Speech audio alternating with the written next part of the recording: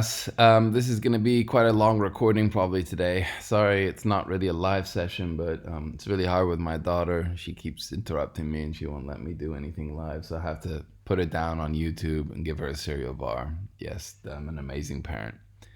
Um, we talked a lot about several different things last time. Most of it was surrounding households and firms and how they produce things that comprise of the economy, but it's not just the business activity between those two. Households providing factors of production, the firms providing goods and services, but there was leakages as well as injections that are coming through. So the injections into the economy were investment, selling of exports, and government spending. So that was more money being added to the economy. While leakages were people saving, spending money on imports and taxes, which is money leaving the national economy. So all of that together supposedly gives you a nice, pretty picture of what's happening in the entire economy. But how the hell do we measure this? That's what we're going into today. National income, the most common way for a country to measure national income is GDP, and you probably hear about it all the time. So GDP stands for Gross Domestic Product. There are three ways really of approaching and calculating this, and I'm going to show you how it corresponds to the model that we saw earlier. So way number one is called the output method, and it measures the actual value of goods and services. So it's calculated by adding up all the different firms in the economy. Now, what you do is you ensure that you're only looking at value added, because you don't want to double count or double dip on certain products. As you know, things go through primary, secondary, and tertiary sectors. So certain resources, for example, if you're a lumberjack, you might be cutting down trees and selling wood. So that's already been added into the GDP. Now that same piece of wood might be then turned into a table in the manufacturing sector, and then sold, in a furniture shop in the tertiary sector. And what you don't want to do is keep counting that same piece of wood over and over, the cost of the wood over and over. So you're only looking at the value added in each section. So it ensures that you're not double adding certain things or double counting, and it keeps it a little more accurate. So it corresponds in figure 13.1. Sorry about flipping back and forth. There's probably a smarter way of doing this, but can you see goods and services here? That's what this method incorporates. So when you're calculating GDP according to output, you're looking at pretty much the value of all these goods and services that the firms are pumping into households. Another method is the income method. So if you look here, the income method measures the value of all incomes in the economy. So that looks at number two in that figure. So flipping back again, don't get dizzy. Can you see here all the wages, rent, interest, profits, things like that? So when you sell something, all right, that money has to go somewhere. It either goes as a wage or paid into as rent or profit. So you can see that it's just the same side of a different coin, whether you're measuring the value of the goods and services or you're measuring how much the money was made from selling those. It should give you the same value. So the income method is actually looking at this side. The last method is expenditure, and that looks at number 4 over here. See, once again, it's just the same side of a different coin. So it doesn't matter how you go about calculating GDP. They should all come up fairly similar, although we know in the real world, there will be some variances. But let's look at expenditure a little bit more in detail. So expenditure, this method, it kind of measures all the spending on goods and services. So the way you calculate it is, so there's a bit of a formula. You'll need to remember what each stands for. You have spending by the households, so people buying crap. That's consumption, C. Also, firms are spending in the form of investments, I. Governments spend too. Remember, we talked about those are in the form of injections, right? So government spending is represented by the letter G. Finally, you have spending on by foreigners, and the way you look at it is you get the net number of exports, right? So X minus M. So you're always subtracting your imports from your exports, and then that'll give you sort of the overall value of expenditure. All right. So you take the exports minus the spending on imports, and then that gives you your X minus M.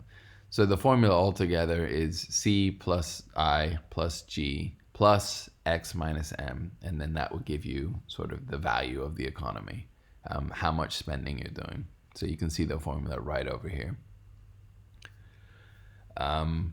So each approach measures the nation's output completely differently by looking at different sets of data, but they're measuring the same thing, guys. All right.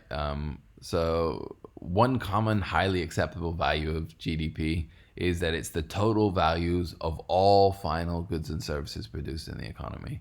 So that reflects mostly more the output method, really, than anything.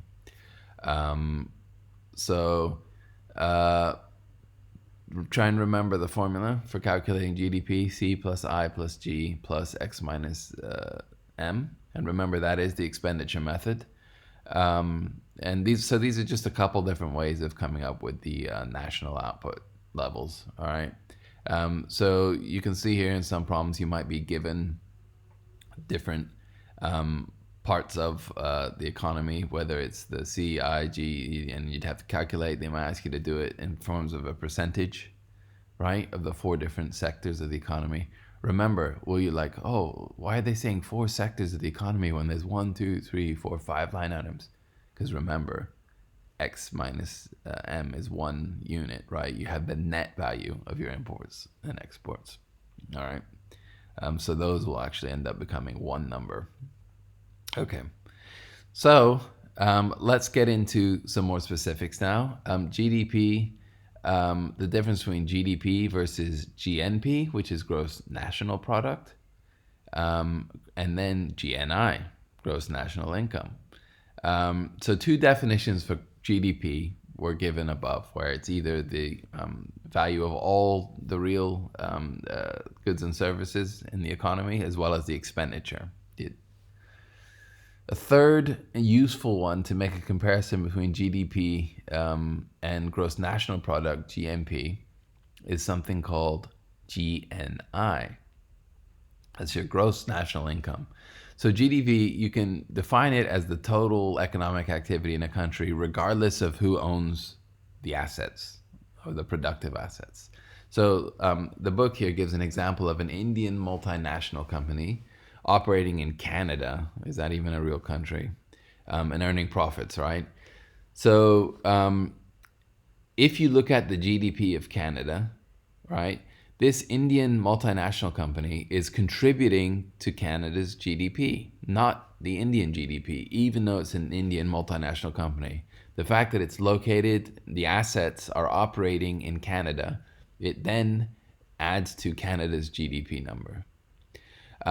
The gross national income is the total income earned by the country's factors of productions, regardless of where the assets are allocated.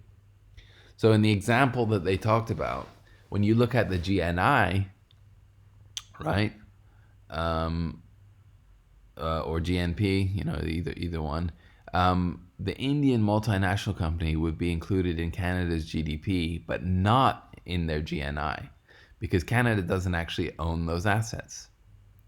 Similarly, if Canada's GDP would not include profits by an NMC working out in Brazil, it would be included in Canada's GNI. So, in summary, GNI pretty much just equals the GDP plus income earned from assets abroad minus income paid to foreign assets. So the GNI, it factors the net property income coming from abroad. So you might have some companies working in your country. You have to subtract that from your GNI. But then any countries that you are working out of outside of your country, you have to add that in, and that gives you your net property income abroad. So it's a little bit more accurate, as you can see, than a straight up GDP. Does that make sense?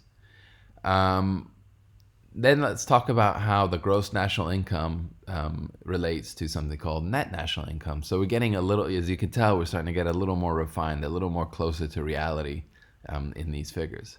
So GDP is a little bit more broad. GNI becomes a little bit more focused. NNI looks at, so pretty much look, throughout the year, a country's capital stock will lose value. All right, this is called depreciation. So when you buy something, it costs X amount at the beginning, and then slowly the value goes down and down and down. So if you resell it, it won't be worth the same amount. We know this. Depreciation comes from several factors. It could be wear and tear on machinery, so it just starts getting crappier over time.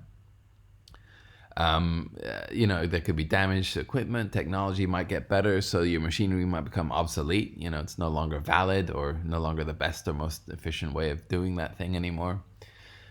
So capital is getting used up, and the GDP doesn't always take into account this depreciation of capital. So sometimes the GDP, is kind of overinflated because it's assuming that your assets or your capital is worth the same amount at the beginning of the year as it is at the end of the year. We know that's not true because of depreciation. So NNI simply just removes from the gross national income, right? So that middle step, it takes away depreciation, giving us a way more realistic value. NNI gives a real good view of the real economy in a country, but it is difficult to account for depreciation. So the gross figures are more widely used, in measures because of that. But the formula simply for NNI is GNI minus depreciation. Does that make sense? Very simple. Let's talk about the difference between nominal GDP and real GDP, because there's one more factor out there that we haven't really talked about. Your GDP might increase year over year, but what if that's because of an increase in prices? Inflation is where prices of goods and services will go up, so it might look like there's more economic activity, even if the number of sales have been the same or the number of assets are the same in an economy. Just because prices went up, now all of a sudden GDP is higher. Well, that's not very helpful, is it? So the nominal GDP is pretty much the current prices at the inflation rates. What you do is you try in economics to come up with a real GDP, and this is where you remove inflation from the nominal GDP, and then that gets you a real GDP, which is it allows you then to compare GDP over time, where it's you remove the inflation factor, so you can see, did the economy actually grow or not, or was it just inflation? So real GDP equals nominal GDP adjusted for inflation. Whenever you see real in economics, it's always referring to adjustment for inflation over time, because prices sometimes get more. That does not necessarily mean that there's more value or more money being made. So actually, the last thing that we're going to get into is GDP per capita. All right, so we've talked about GDP extensively, and it is just a way of measuring, how wealthy a country is, right? And then you can compare. The easiest national income to measure is GDP.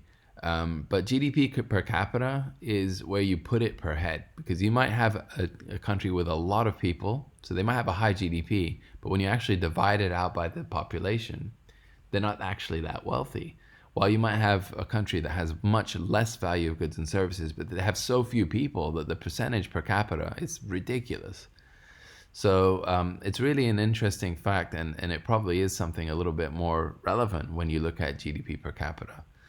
For example, GDP in China, listed here in the book, you can see that at the time of writing this book, was 5,365 billion. All right, that's higher than a GDP of Canada, which was 1,556 billion. All right, nearly 5 times higher, maybe 4 and some change.